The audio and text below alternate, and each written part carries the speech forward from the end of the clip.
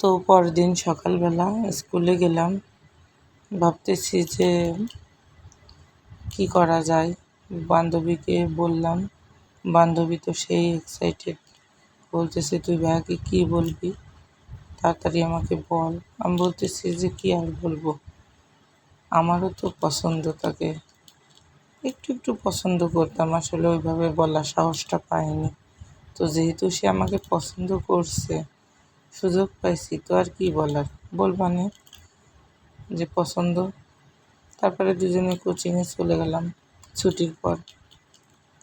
Coaching শেষ করে দেখা করলাম, বললাম যে ইমন ভাইয়া কেমন আছেন?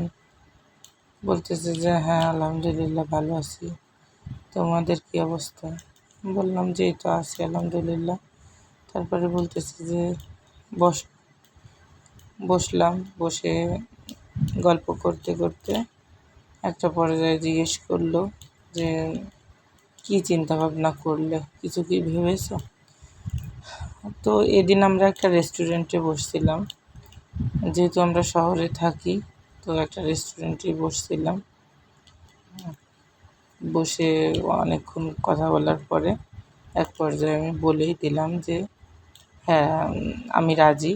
তো আমার সামনে যেহেতু এক্সাম, এখন আপাতত এই মুহূর্তে আমরা এই বিষয়গুলো নিয়ে বেশি দূর আগাবো না, তোর পরীক্ষার পর থেকে আমরা এই বিষয়টা কন্টিনিউ করব। তো সে তো বারবার আলহামদুলিল্লাহ আলহামদুলিল্লাহ বলতেছে যে তুমি রাজি হয়েছো, এইটাতে আমি অনেক খুশি হয়েছি। আর আমাদের এই সম্পর্কটা অনেক দূর যেহেতু যাবে, ধৈর্য ধরতে হবে, এরকম অনেক কথা বললো। বলে আমাদেরকে কফি টফি খেলাম, সবাই খেয়ে অনেকক্ষণ গল্প করে তারপরে আমরা চলে আসলাম যার যার বাসায়। আর আমরা 4 ভাই বোন, 3টা বোন, একটা ভাই। আর আমার বাবা একজন সরকারি চাকরিজীবী। তো আমাদের অবশ্য খেয়াল করতো যে পড়াশুনোর কী অবস্থা, কী দেখি। বাবা যেহেতু সরকারি চাকরি করে, সে কোর্টে চাকরি করতো, তো চলে আসতো রেগুলারই, সে বাসায় চলে আসতো।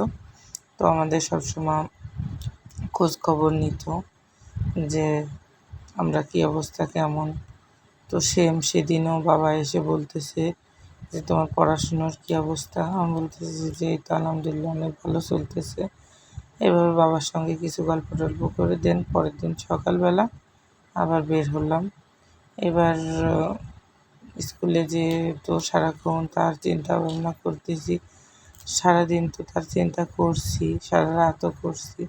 পরে প্রথম প্রেমে পড়লে যা হয়, পরে আর কি এবার দেখা করলাম আবার। নেক্সট দিন আমরা আবার দেখা করলাম, করার পরে সে আমাকে একটা ছোট্ট ফোন দিল যে আমাদের যোগাযোগের জন্য তো একটা কিছু দরকার, মাধ্যম।